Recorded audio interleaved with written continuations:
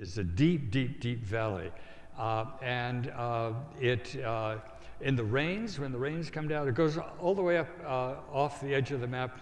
In terms of contemporary stuff with Palestine and so forth, you may have heard of Wadi al-Jawz, which is part of East Jerusalem, where there's a lot of uprising, unrest, and so forth. That's the upper end of the Kidron Valley. And then it comes down south, and it runs through past Jerusalem, separating Jerusalem from the Mount of Olives, and it goes down further south, and eventually drains out from the winter rains and so forth into the Dead Sea. So it goes a very, very, very long way through the Judean desert. There's no rain generally in Jerusalem between March and November. It's dry. Except I had a group once, and it was in March, and I assured them they wouldn't have to take, they were there reading our Bibles, and it began to rain. So just slightly, but it wasn't really rain. Anyway, now if we go down and follow the Kidron Valley, go down where you see the little words Gihon Spring. You see that on the map down toward the bottom, just the east of the city of David peninsula there. Can you find it? Very small print, I'm afraid. Right, between the D and the R of Kidron, right. Every city has to be defensible in some way. This area where Jerusalem is not terribly defensible in some ways. Every city has to have some kind of agriculture. This is a very dry, arid region, particularly just to the east. And even in the city, it's rock. And it can grow olive trees beautifully, and fig trees and so forth, but in terms of great agriculture like we saw up in the Jezreel Valley and so forth, nothing like that. And a city has to have water. The Gihon Spring is the only natural water source for the entire city of Jerusalem. And you can see on the map that it's outside the red-lined wall, and that's a problem, because if Jerusalem were to be besieged, they could be behind that red wall, but their spring would be outside it. So what, in some time, they did was to cover up the spring. So you wouldn't even know it was there. You just cover it up, and it's gone, it's gone, gone. In fact, it's gone from memory. And we didn't get uncovered, that spring, until the 1800s. So, but there's a little blue line that goes there. That's a tunnel. It's called a conduit that was chiseled out in 701 BC during the reign of Hezekiah as king, when the city was about to be besieged by Sennacherib of Assyria. And they covered up the spring, and Hezekiah's masons began chiseling at the limestone rock. Now, limestone is really easy to cut, and it comes out, it's fairly soft, and it has natural cracks in it. Remember, this is an earthquake area. And so one group of chiselers, if you will, started at the spring, and the other group started at the bottom there where it says Pool of Siloam, which you heard about in the gospel today. And they worked from the two, how they did this, nobody knows. They worked from the two ends toward each other under the spur of mountain on which the city was located, and met and joined together. And so the spring of Gihon springs up at the spring, goes underground through a tunnel, and comes out into the Pool of Siloam, which in the days of Hezekiah and later was inside the city. So the water supply was secure. Remember the well at Megiddo we saw where we had to go down all the steps and so forth?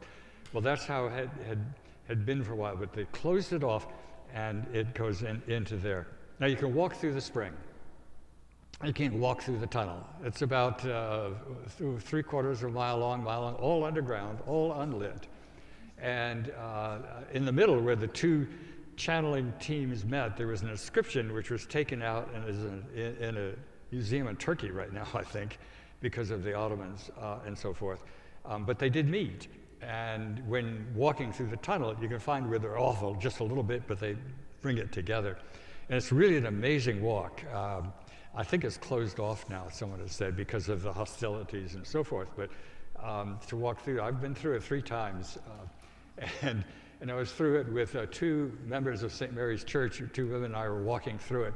And the spring gushes. It's not a constant spring. I don't know why. Every once in a while it gushes. So we're walking through, and we're walking a stone floor, walking through, and the water's coming up. And I was talking with Beth Bickley the other day. She said, "Do you remember that?" She said, and the water kept coming up and coming up and coming up. And we said to you, "How much further we have to go?" And you said, "Oh, we're about halfway there." We didn't know. But it's just an unbelievable experience about ancient works protecting the water source for Jerusalem. So that was the water source.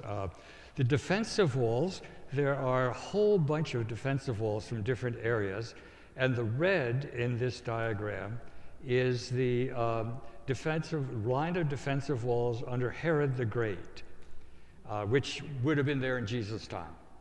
So he was the one who built up those defenses around the city. And then some of the later walls are extensions. And we're going to take a look today at the northern wall, which is done in blue. And we're going to take a look at the western side, where the royal palace is. Okay, so it's a little bit about Jerusalem. We were talking, Anne and I was listening before about the meaning of Jerusalem. Could you say a word?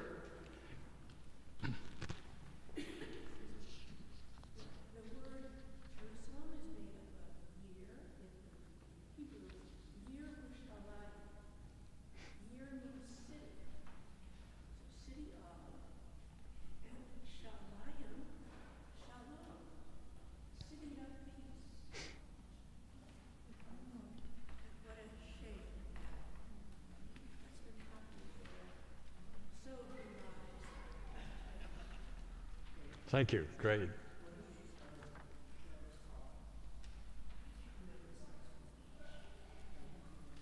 Oh, let me go to the other two valleys. I've just done the Kidron Valley, which is the largest one, and everything that we will see today is much shallower than it used to be, because Jerusalem has been destroyed so many times, and each time it's destroyed, the city is pulled apart, and the walls are pulled down, and they're tumbled into the valleys.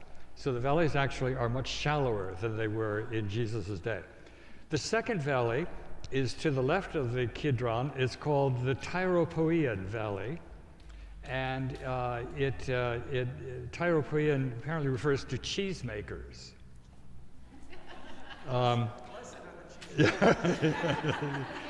Indeed, okay. Right. The third valley is the one going across the bottom. You can see the Hinnom Valley. Now this valley is very, very interesting for a number of reasons. It is both the Kidron and the Hinnom Valley are places of a lot of tombs where people were buried in the hillsides. The Hinnom Valley also is a place where, according to First Kings, Second Kings, I think, Second Kings, at one point, the city king and others so forth, to ward off an invasion, decided to sacrifice their children. And so the children were taken into this valley and sacrificed and burnt. As a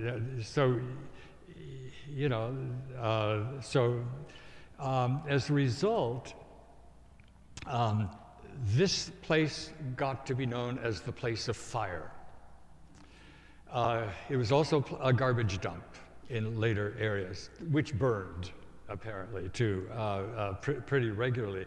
And so its name, it was called Gehenna. And in the New Testament, Jesus talks about Gehenna, they'll be burned in Gehenna, and so forth, where the fires don't go out, and so forth. Remember all those kinds of sayings. In RSV, that's interpreted as hell. Hell is pretty much a European concept. So here again, it's like the kind of the no room at the inn sort of thing of the birth narratives. There really wasn't talking so much about inns. This is not talking about hell. This is something different. This is a place of fire and torment, which gets obviously associated with hell too, but hell is not the right kind of word. And it's not Sheol, which is an expression from pretty much the Hebrew Bible, which is a place of rest and separation in death.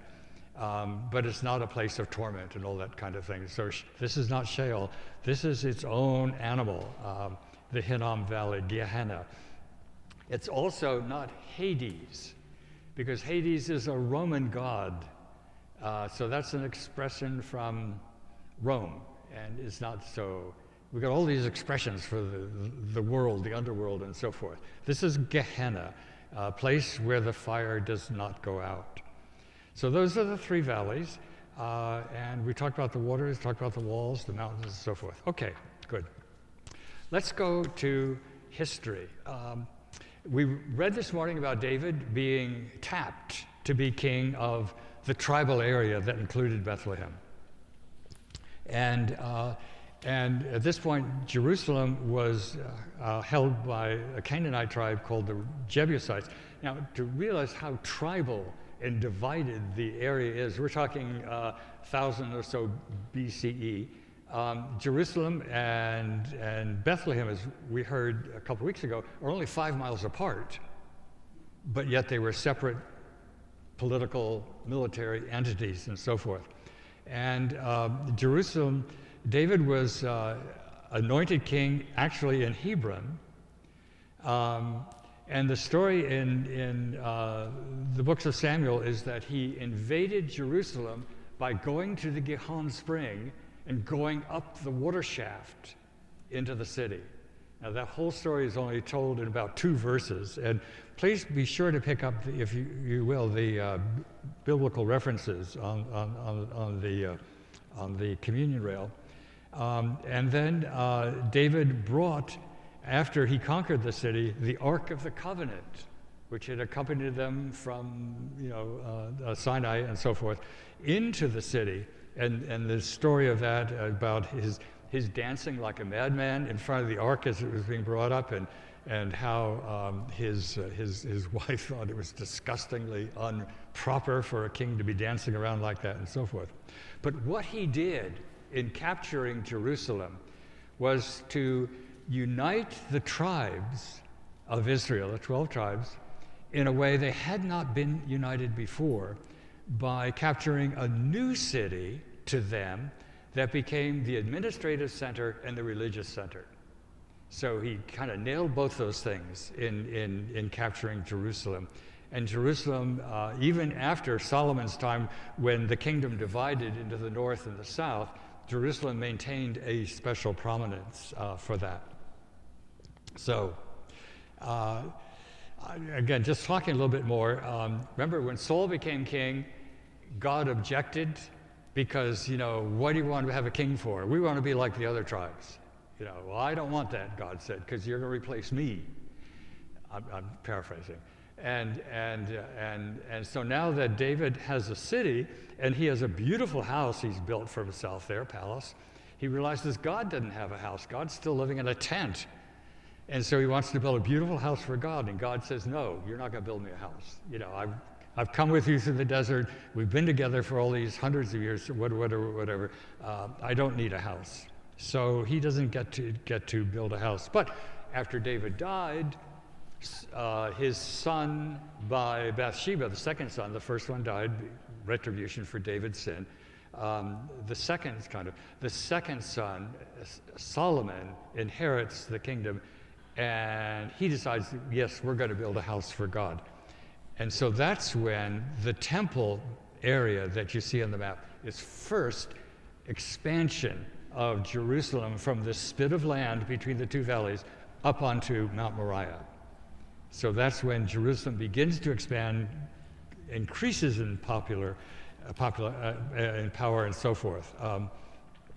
The stone to build all this stuff We're not quite sure where it came from, but remember, it's really easy to quarry. And underneath the city of Jerusalem today, there are huge caverns that were quarries, we think.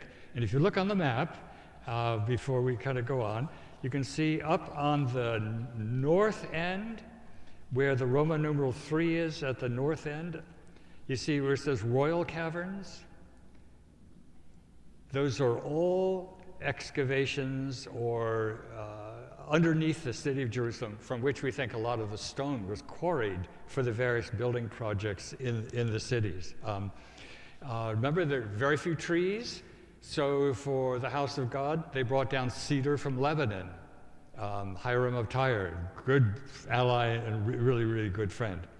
And so Jerusalem grew and united Judah and Israel and personified the unity until the time of the separation after Solomon. The kingdom of David only lasted, what, 80 years? Because it rose up during a time when the other big powers, Assyria and Babylon and Egypt and so forth, weren't very strong. So this was a time when the kingdom of David rose up, and Solomon became very, very wealthy. The temple that Solomon built was destroyed by Nebuchadnezzar of Babylon in 586 BCE, which is about 330 years after it was built.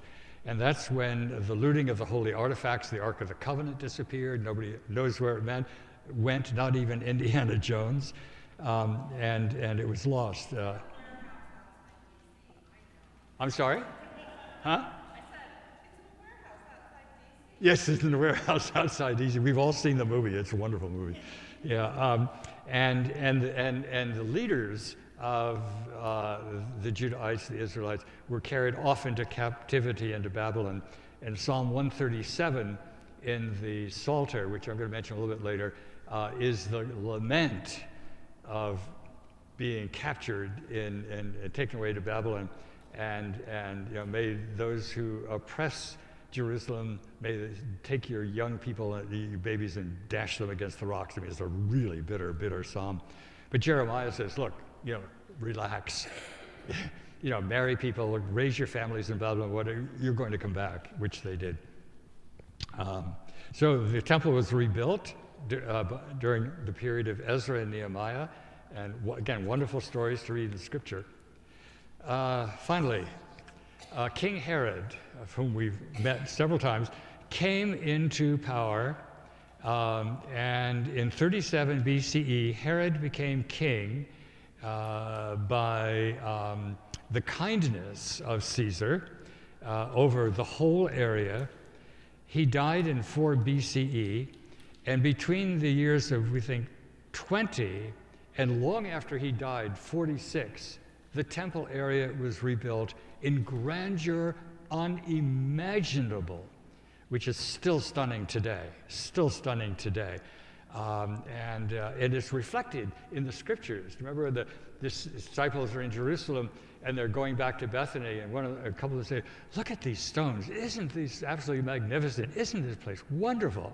How can it be? And Jesus said, there's the day coming when not a stone will be left on these stones. This is not what it's about. It's about something else. So anyway, so Herod built Jerusalem into a Roman-type city. He expanded it hugely. He built a theater. He built a hippodrome. And it was a city of really significant wealth instead of being simply a backwater.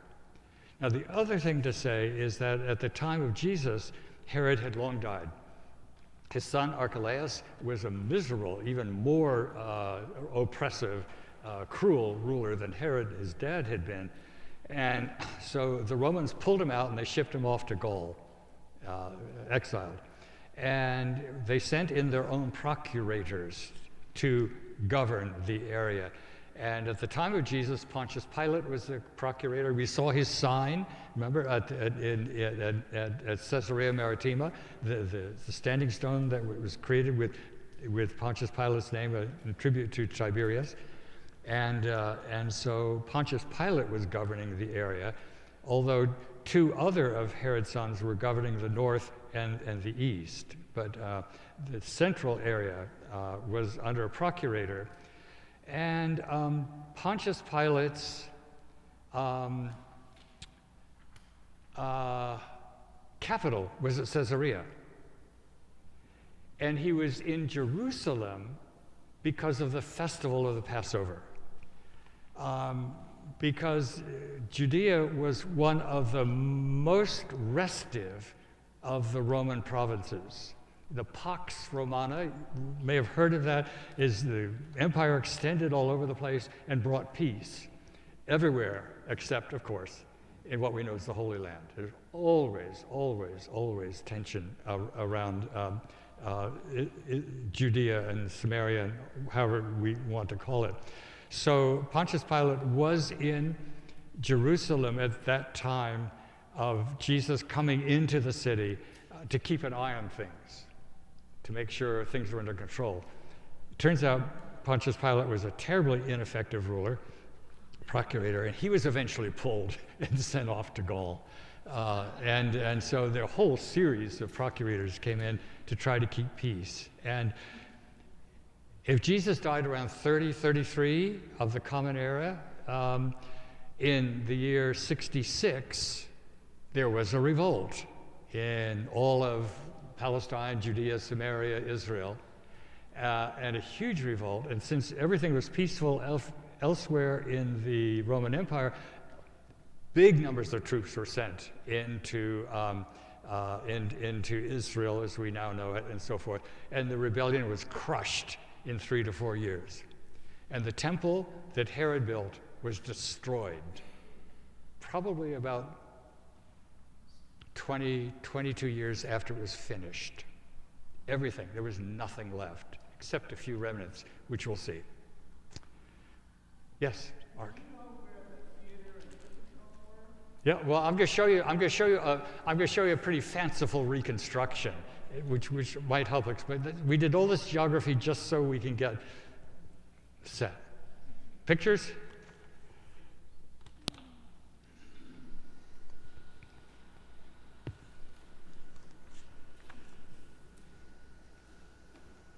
One's first sight of Jerusalem, at least my first sight of Jerusalem, this is not the first time I looked at it, is absolutely unforgettable because of coming over the hills. And as I said, Mount Zion, on which Jerusalem is built, is lower down than the hills around it. So as we're looking here, where's my little thingy here? You can see the valleys running this way and this way. This is the Kidron Valley, and this is the Hinnom Valley coming together, and the Tyropoeon Valley comes down here, and they come and they run through, and they go down through the desert and all the way to the Dead Sea. This is a wintertime photo, so it's a little hazier. In the summertime, it's usually just crystal clear. To look at Jerusalem from the top of the Mount of Olives, the limestone and the color, this is in the dawn light, is terrific because Jerusalem, the golden, it really is golden. The color, the mellow color of the limestone. So we're looking from the top of the Mount of Olives down to the Kidron Valley and up to the walls that surround the temple platform as it looks today. It goes way up this way. I don't have much of it in the photograph. The Dome of the Rock is a Muslim structure. We'll take a look at that a little bit later. And at the southern end of the platform is Al-Aqsa Mosque, which is also, of course, a Muslim structure. And way in the back here, this is the Lutheran Church, Martha.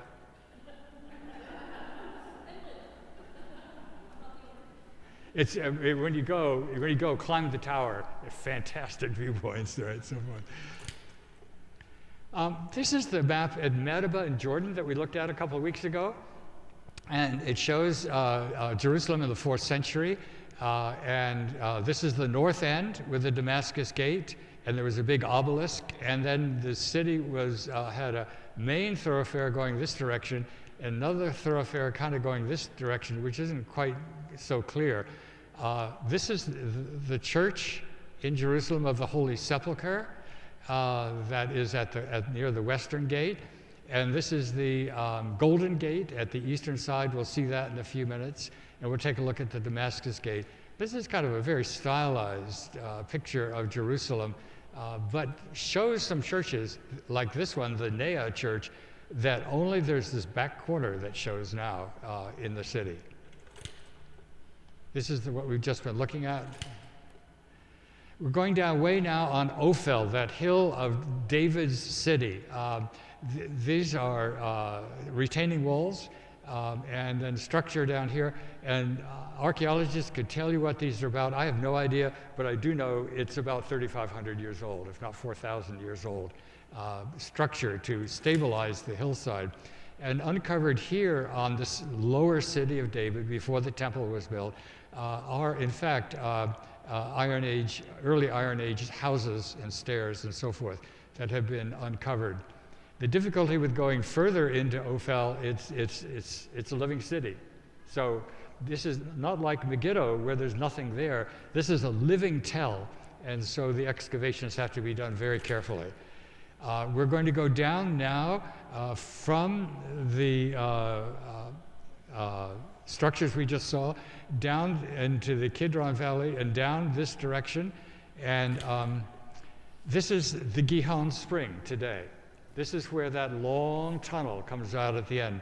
Just a little piece of it there. There's an intrepid water explorer standing on the side over there, much younger than he is now. But the water is crystal clear, it is cold, it is beautiful water. And yes, it does gush. So again, you can see the buildings up above and how far below the ground level this pool, the pool of Siloam. This is where the man who washed his eyes went to wash them off. Yes? Where is the water coming from? It's coming from the spring that's through the rock underneath, I think. Somehow. I don't know where it's coming from.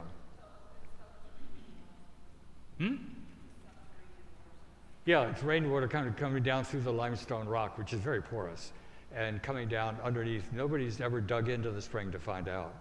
Yeah, it's just, and it does gush. Yep.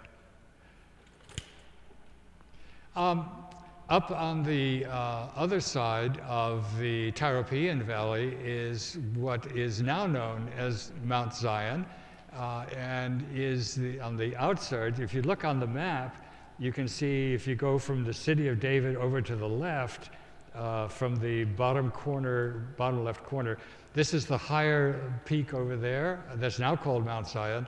And the church here is the Church of the Dormition of Mary.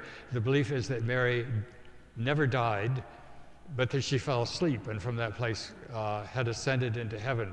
But one of the interesting things about this hill is it was a very wealthy section during Jesus' time.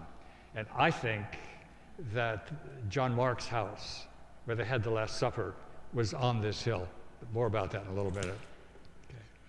Now we're in Jerusalem at the Temple Mount area, looking east to the Mount of Olives.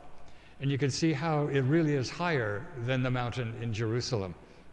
And on the other side, going over the top and down the back, where it suddenly turns into desert, is where Bethany was, where Mary and Martha and Lazarus lived, and where in the Gospel of John, Jesus was no hurry to get there, and he died, and he was buried, and so forth, and Jesus raised him.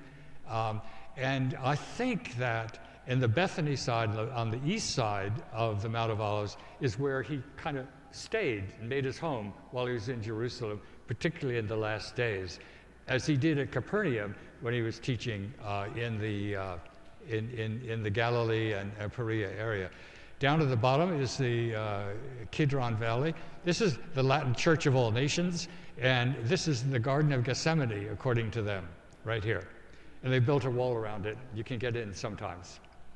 And inside the church, there's a rock, which is venerated as the place where Jesus wept in Gethsemane, prayed in anguish.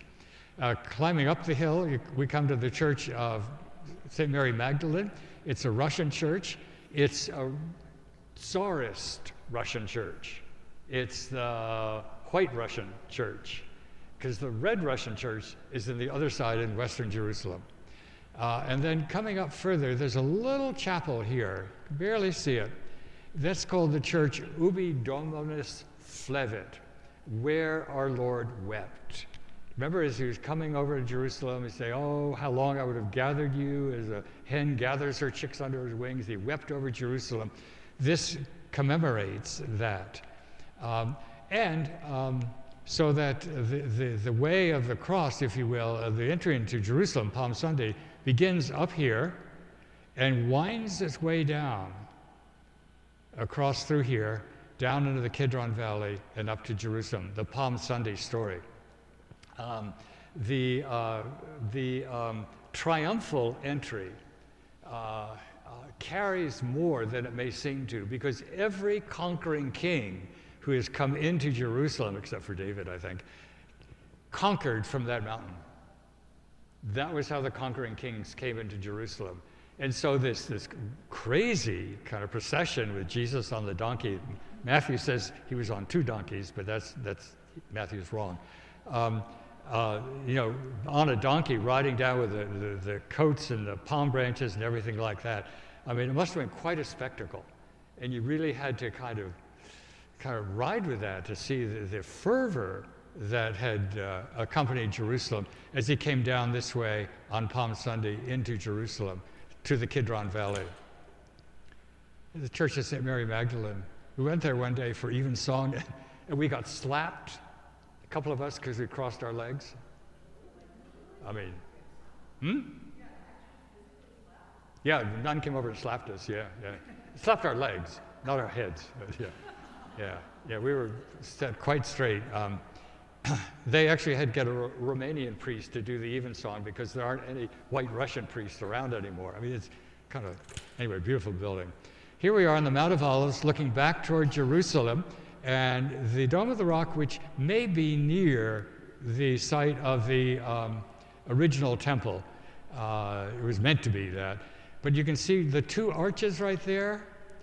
Those are the double gates, the Golden Gate it was called, through which probably Jesus came into the temple, coming down from the Mount of Olives and up there in through the Golden Gate. It's sealed now, and of course everything happens, and then stories get up about it. And the word for Messianic folk, whether Jews or Christians or whoever, is that those gates will be unsealed when the true Messiah arrives in Jerusalem. So we'll go down into the Kidron Valley. It's a place of palms. It's a place of olive trees and so forth. And we're going to begin climbing up now, going westward after we pass the tombs. Just a word about tombs here. The Mount of Olives is an enormous cemetery. And the tombs in the bottom were built probably after Jesus' time. They probably weren't there then. But see these little holes here? These are tombs. And most of the tombs in and around Jerusalem are caves, chiseled into that soft rock. And tombs are everywhere, everywhere. Across the street from St. George's is the tomb of Queen Helena of Adiabne. It has 12 separate house chambers in it for people to be buried in. In the French École Biblique, which is next to St. George's, there are tombs in the courtyard. There are tombs everywhere around the hills. Now these burials here are because of the faithful, particularly folks as Israelites, Jews, who see that in this valley is going to be the place where the Messiah is going to come, and they want to be buried there because they believe resurrection, and they want to be as close to the event as they can be.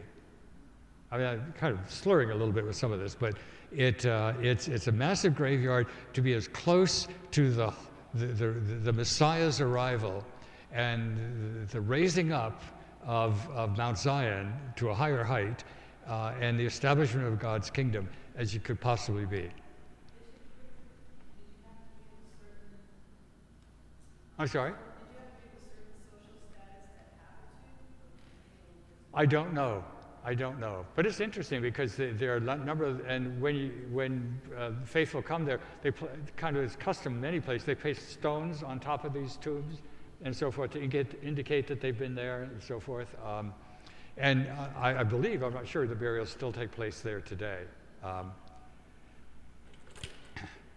Then we begin looking up toward the corner of the Temple Mount.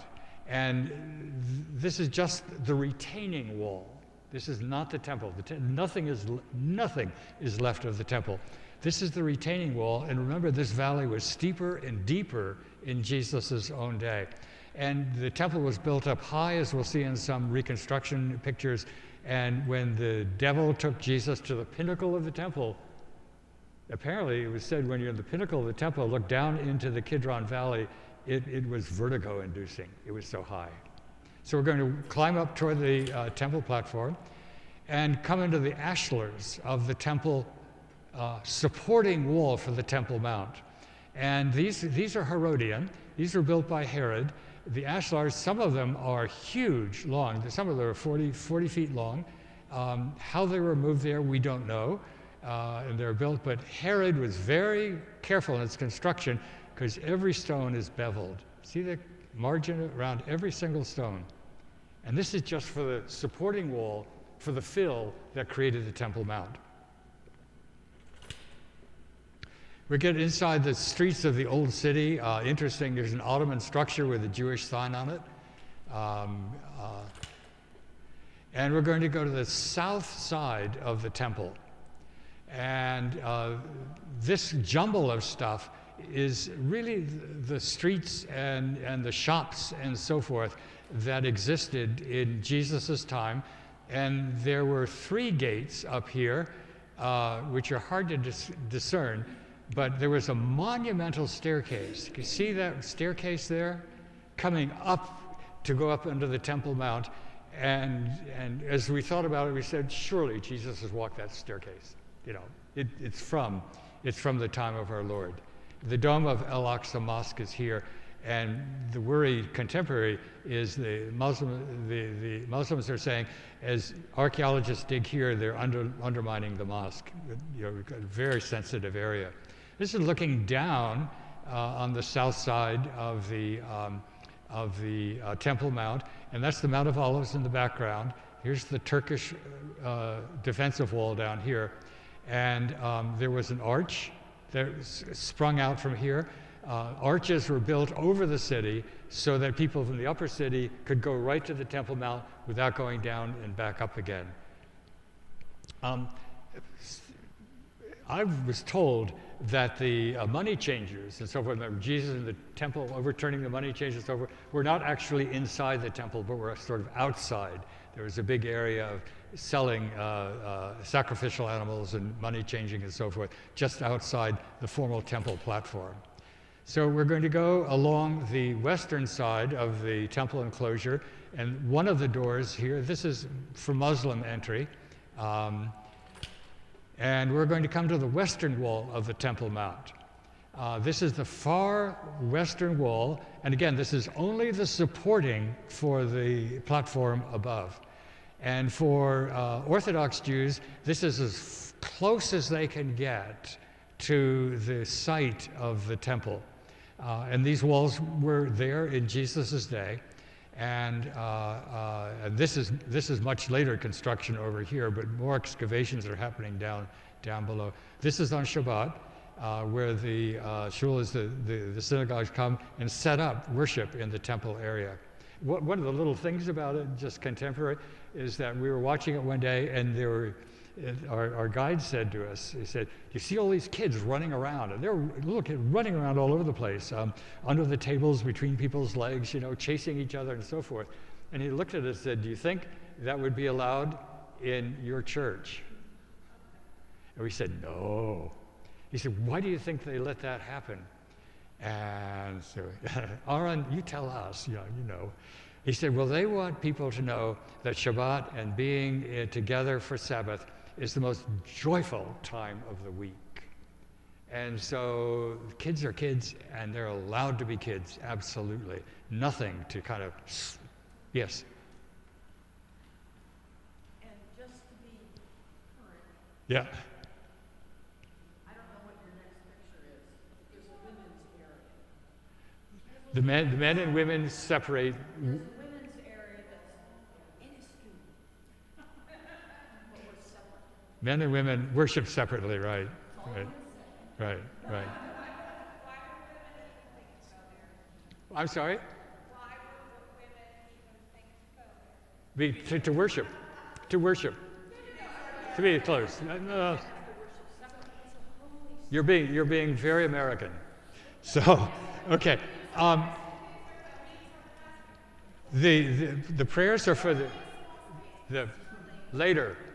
The prayers are for the restoration of the temple, and one of the practices is to keep prayers and fold up on pieces of paper and stick them between the cracks of the western wall as a way to keep them in front of ours, mind. That's called the Wailing Wall, because the wailing is wailing because of the destruction of the temple and the fact that it's not there, right? Most Israelis I've met call it the Western Wall now.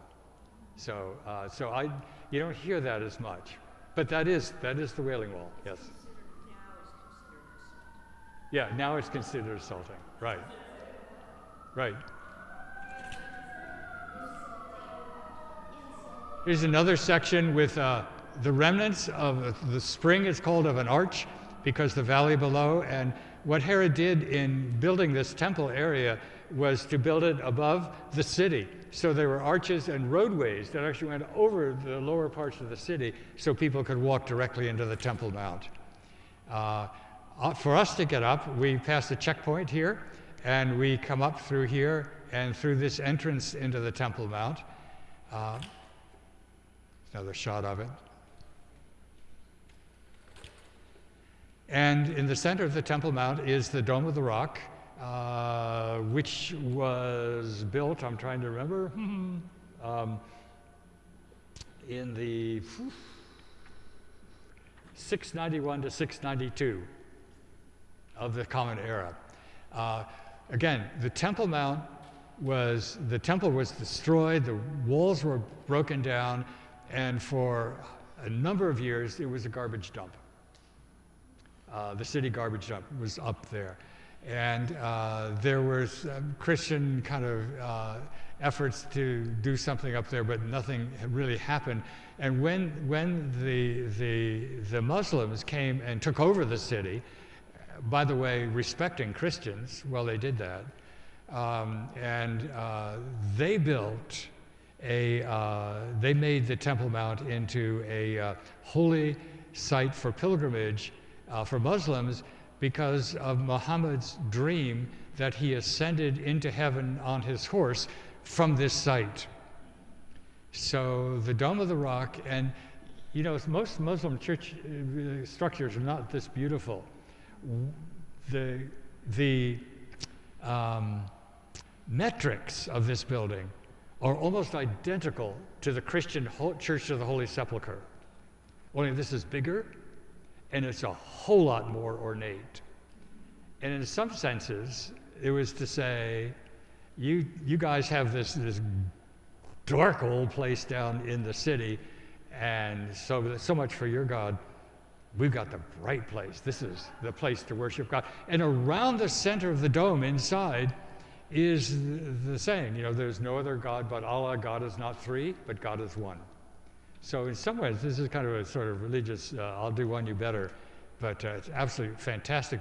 It's tiled, and the gold dome was refurbished actually in the last century. An outdoor pulpit for preaching with its own microphones. And here's the inside of the Golden Gate that we saw from the Mount of Olives in the background. See, it's bricked up. We're still on the Temple Mount. Here's a model. This model is at the Holy Land Hotel, And we were looking before at the south side. From here's the Ophel Hill in the model where David's city was. And there you can see that monumental staircase just peeking through there. And then the double gates going up into the top of the Temple Mount. A lot of this, of course, is imagination. But we have information about the temple from tradition and also from Josephus, who was a Jew who actually was part of the Jewish revolt and went over to the Romans, but wrote extensively. There's another shot of the Temple Mount, the huge colonnades. This building was beyond belief. It was all clad in marble. Now we're looking in at it from the west. This is the back of the temple. And this is the archway that comes across on top of the city that we took a look at. And here is a fortress called Antonia. It was built by the Hasmoneans. It was standing at the time of Jesus, dedicated to Mark Antony, whom Herod had taken sides with, and he chose poorly because Antony lost it, he and Cleopatra, as you know.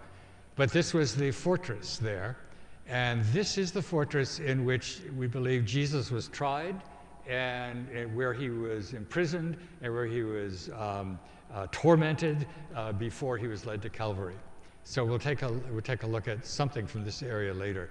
But the fortress is built here so that the guard could keep an eye on what was going on in the temple. Again, it was a hotbed of rebellion, controversy, and so forth. Now, in this photograph, we're looking in from the west. There's the back of the temple again. We were looking in this way before. The great big palace here was built by Herod. And this was his Jerusalem palace. And he built 3 towers. Mariamna, I'm blanking. One was Hippo, Mariamna, and Phasael. Phasael and Hippo were brothers. He had them both killed. And Mariamna was his wife, and he had her killed too. So this was his big fortress, and it's called the Fortress of David today, kind of, because it's by the Jaffa Gate, which it wasn't. This is really Herod's fortress. So he was on the west end of the city, and the Temple Mount is on the east end of the city. And there's the Antonia at the north end of the city. Is this helpful? Going okay? Okay, good. Here's an interesting wall because it shows the different eras of construction. There's Herodian stone. There's Herodian stone up here, I should say. Remember, we saw that on the other side. This is fill-in stone, maybe from the Crusaders. Not sure what era this is. Some of this is Arab construction, but it shows, you can see 1, 2, 3, 4, 5, kind of 6 areas of construction. This is the base of the Phasael Tower from Herod's palace. That's all that's really left. From the front, we're looking at it from the east now, this conjecture of the temple, the court of the Gentiles, where anybody was allowed to go. The court of the women was inside here. The court of the priests was inside here. The Holy of Holies was inside this building, and the gold and the marble are absolutely true. And the whole thing was done in marble, although the model is not. And then the veil of the temple was right here, and the high priest went inside the temple only one day a year on Yom Kippur. And remember how when Jesus was raised in the earthquake, they talk about the earthquake, remember the earthquake area, and the veil of the temple was torn in two? That's referring to this. Now, the area over here to the left, I think purports to be the altar of sacrifice. You can see it right here, where, I'm not sure if it's here or here, I'm not sure which one, where there were fires, imagine fires of sacrificial offerings burning day and night over the whole holy city. So the temple was absolutely a wonder of the world in its day. And this is where Jesus taught and got into arguments and did all sorts of things. He commuted to the temple of Israel, the woes and the curses. The story about the widow with the 2 copper coins and the Pharisees who were putting in great big huge money and kind of bowing down, and the widow just put, this is where that story was told. The treasury was here for tithes. Overthrowing of the tables of the money changers, I think, happened outside these precincts actually. And this is where, when the disciples marveled at the structure, Jesus prophesied its destruction. And all of that is on the reference sheets here. Okay, let's go back up to the Mount of Olives. How are we doing? I'm going to try to work really quickly. I'm sorry, I'm going far too long. From Bethany, the town of Bethany is called Al-Azariah today. And can you hear Lazarus' name in that? Al-Azariah. So it's the town where they lived. He commuted for there. He commuted. We talked about the Palm Sunday, the triumphal entry. And coming down the mountain, past Ubi Dominus Flavit. This is where the window holding the host and the chalice over the city to bless it, if you will, from a Christian perspective. Going through the valley of Kidron, and we're going to go into the city through an eastern gate called St. Stephen's Gate, because tradition holds that St. Stephen, the deacon, was stoned to death just outside this gate. It's also called the Lion Gate. You can see the lions carved in the gate. These are Turkish. And it's also called the Sheep Gate, because inside, on every Friday, there's a sheep market. And when I was there, it still is held on Fridays. We're going to go into the city, and we're going to go along westward until we come to the region of Bethesda, or Bethsaida. Not Bethsaida, Bethesda. This was an area with a huge water pool, we would call it a reservoir today. And you can see it's empty now, it's nothing in there. But where when the waters, the spring gushed and brought water in from the aqueduct, and the thing was, if you got into the water and you needed healing, the first one in gets healed. Remember that story? And Jesus found the guy and said, I can't ever get in. I'm just so handicapped. And he said, do you want to be healed? And he said, yes. And Jesus healed him. The location, this is clearly the pool of Bethesda. And there was a Christian church built over the pool at one point. See? This is also the place probably where the healing of the guy who was blind from birth took place, up near there.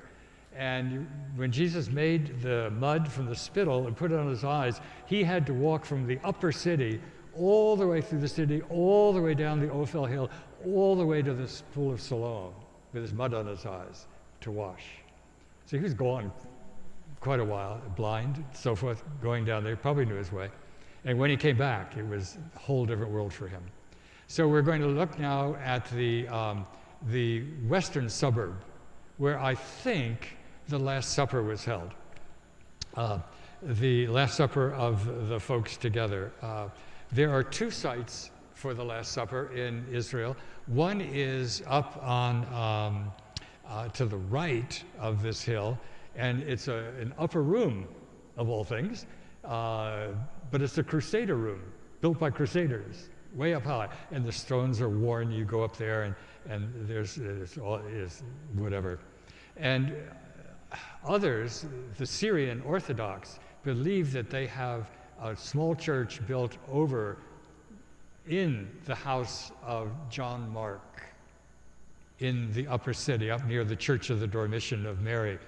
And it's a really small door. It's not a big, huge church. And to go inside, you're welcomed inside, and there's stairs going way down into the basement. And remember, Jerusalem is a living tell. And so the streets we walk on there right now are not the level on which they were when Jesus was alive. So by going into the basement way down, it says to me, this is more chance to be genuine than this other thing of the Crusaders. So it's a beautiful kind of small church down below. that has been revered by the Orthodox for centuries as the place where the supper was held. So up in the rich section of the city, no question, no poverty in this crowd at this point, and where the Last Supper probably was held. And then after the supper, they left the house. I forgot about this. Again, in the basement, in the Jewish quarter of the modern city, again, going down 20 feet, has been excavated what's called the burnt house. It's a house that was burned when the Romans captured Jerusalem in AD 70. And it's been excavated, and you can see some of the walls here, and the furniture. Remember how we said there's not much wood? So the furniture is stone, and also stone is good for kosher, because wood would absorb fluids and contamination from dairy to meat and so forth, and stone vessels don't. So there's a little bit of a reconstruction down there. I think, frankly, the Chippendale legs are a little much, and you can see the mosaic floor. This is, again, 20 feet underground on top of modern redevelopment in the Jewish section of Old Jerusalem. So they would have left John Mark's house and gone down back into the valley of Kidron to Gethsemane. Gethsemane it means the place of the olive press. And there are still olive trees down there. These happen to be in the yard of the Latin Church of All Nations. And there are olive presses and caves inside where there are olive presses. The word garden is an English word. When you read garden, read olive orchard. It's not a garden like we think of in our backyards or anything like that. It really is a place where trees were planted to harvest fruit. So, the Garden of Gethsemane is an olive orchard, actually. And so they went there, and it was well known to the disciples as a gathering place. And that's where Jesus was arrested. He was taken first to Caiaphas's house, and then in the morning he was taken to Pontius Pilate. Caiaphas's house was probably over near that area where we saw with the Church of the Dormition. Pontius Pilate was in Jerusalem for the Passover, and we think he was probably staying at Herod's palace, but Jesus was tried in the Praetorium. Now this is really hard to see, and that's why I asked, the lights aren't out, but the stones that you see here are actually the stones of the Praetorium. And they're underground in the Sister of Zion convent on the Way of Sorrows, the Via Dolorosa. And they have lines in them from wagon wheels being brought in and so forth, ancient days. And also a small inscribed in the rock pattern that apparently was for a game that Roman soldiers played while they were on duty. And remember, they cast lots for Jesus' garment, all that kind of thing and so forth. You know, Roman soldiers worked the whole time that they were in the army. They never rested. But when they had some time to rest, they built roads, they built Caesarea, they built the aqueduct, all that kind of things. They would play these little games, little gambling games. And that describes what happened when Jesus was being held here after the trial of Pilate. So this is a thorn flower, which may have been what the crown of thorns was woven from. Probably was for Jesus' head. It's just growing wild.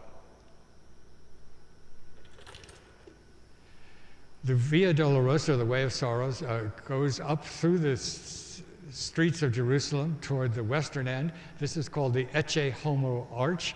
It's revered as the place where Pilate brings out Jesus and says, here's the guy. Ecce Homo, here's the man, so forth. We finally get to the Church of the Holy Sepulchre, looking at it from the street below. From above, this Church of the Holy Sepulchre was enormous. The western end is here. It goes here to the east and double the distance in your mind, although most of that's gone now. The little canopy here is over the main church's kind of crossing altar. The lead dome here, which the Dome of the Rock says, "Oh, you've got lead, we've got gold," is over the place that's revered as Jesus' tomb. This is the church's tower. There are 3 levels missing from it. And the only entrance to the church is right here from the south end. So it was this is revered by most Christians as the place where Jesus was both crucified and was buried. So the entrance is here. The doors are here. Just to point this little ladder up here, there are drawings of this church from the 1830s, and that ladder is still there. And the reason is that nobody among Christians can agree who's in charge of this church. Nobody. And the people who have rightful place in it are the Armenians, the Latins, the Greeks, and the Copts. And they each have their places. And I've seen their processions, when I've been in there, cross right through each other. I mean, they're just terrible.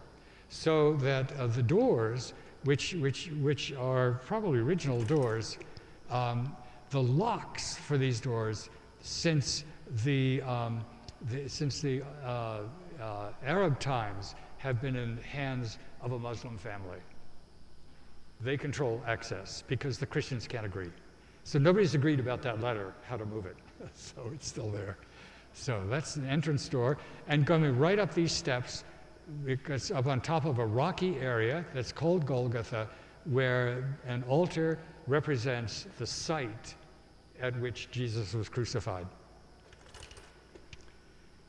And the tomb has long ago burned out. There was a tomb here, and this funny edicule, very ornate and so forth, represents the tomb, and there's some original bedrock inside it. But the tomb limestone burns, that's one of the other things about it. And so you go inside and you pass a place where there could be a body laid and so forth, light a candle, and there's usually a monk in there ready to receive offerings, and then you can bend down and come back out again. Again, this is all very dark. Pilgrims' crosses, probably from the Crusader era. The Crusaders were horrible. They were the worst thing that could ever happen to Jerusalem. And Geoffrey de Bouillon, who led the invasion of Jerusalem, boasted that he waded up to the Church of the Holy Sepulchre up to his armpits in blood. I mean, it's a terrible part of our history. Behind that tomb there is a little tiny one. This is the Coptic place of the burial of Jesus. And right behind that, in fact, there are burial caves. You have to know they're there, otherwise you wouldn't know they were there. But this place, remember, burial caves are all over Jerusalem. Way in the basement of underneath, which originally was a cistern probably, is the Chapel of the True Cross, where Queen Helena supposedly found the wood of the true cross of the crucifixion. And when Kate and I were there, we were going down toward there, and a monk beckoned us over on the stairway down and opened a door. Do you remember this? And he showed us inside, under the altar of the crucifixion, to the rock that split up where the crosses may have been on top, and showed us the kind of places. And of course, we didn't give any money. We should have, I suppose. But anyway, so that's a cistern way underneath the Church of the Holy Sepulchre. These are sarcophaguses. Burial in Israel, ancient Israel, Jesus' time, and so forth, was a two-step process. The cave was there, and the burial was, the body was wrapped and anointed and perfumed and put into the cave and put on a ledge. And then a rolling stone, like a big wheel, was pushed across the opening. And the body was left there for a year. And then after a year, You come back and roll the stone back and scrape up the bones and put them in ossuaries like this. And then the ossuaries got buried elsewhere. And about 15 years ago, there was an ossuary that was found that had Jesus, son of Joseph, on it. And of course, everyone went nuts, you know, but it could have been anybody. They were very common names. So again, you can't see these very well because of the light. Jesus' resurrection occurred, and thanks be to God. And we're going to come now to the north end, out through the Damascus gate. The road leads to Damascus. And again, you can see how the steps leading down to the city, and these are Turkish walls, but next to them, underneath them by about 20 feet, that's a Roman arch into the city from about the year 120. So again, this is a living tell. It's just absolutely amazing.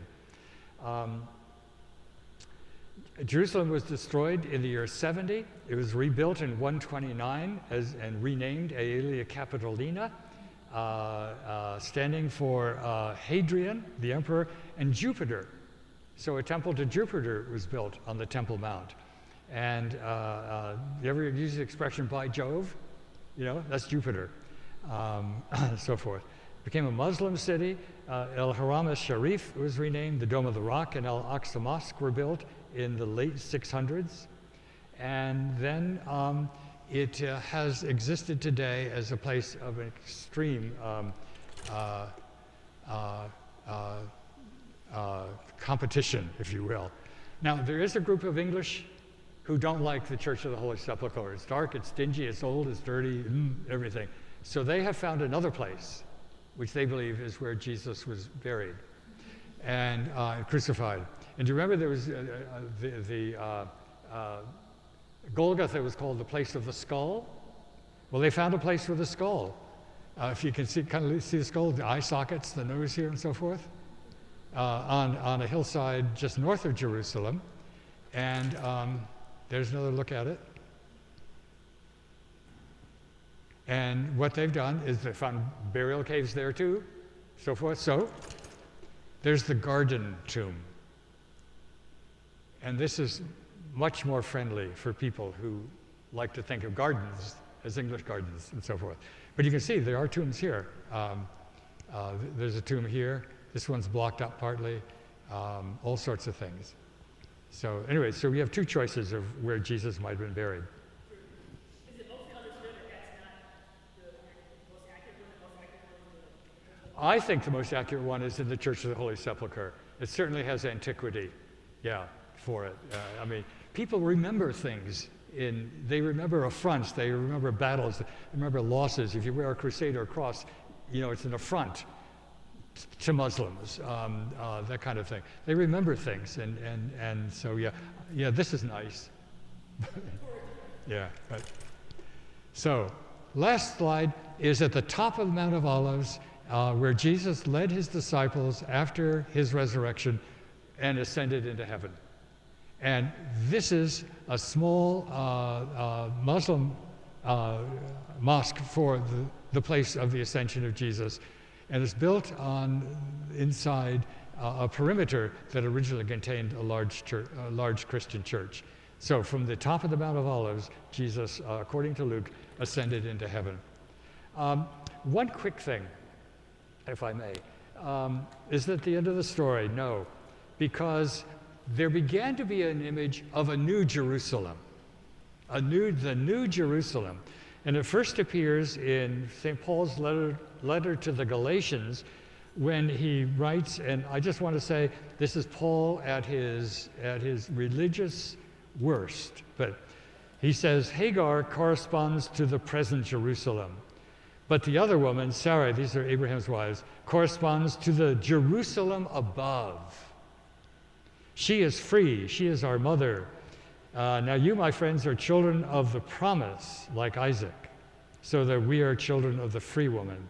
That's the first time that a new Jerusalem is imagined. Hebrews, you have not come to Mount Sinai, you have come to Mount Zion and to the city of the living God, the heavenly Jerusalem, to innumerable angels in festal gathering, and to Jesus, the mediator of a new covenant.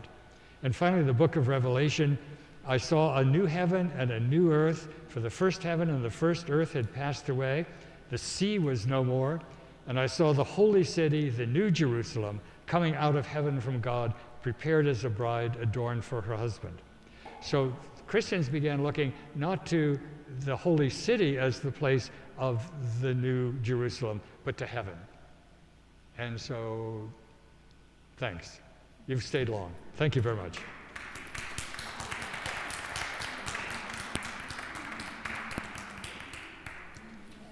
I'm happy to stay if there are any thoughts, questions, or anything, but please go home. It's late.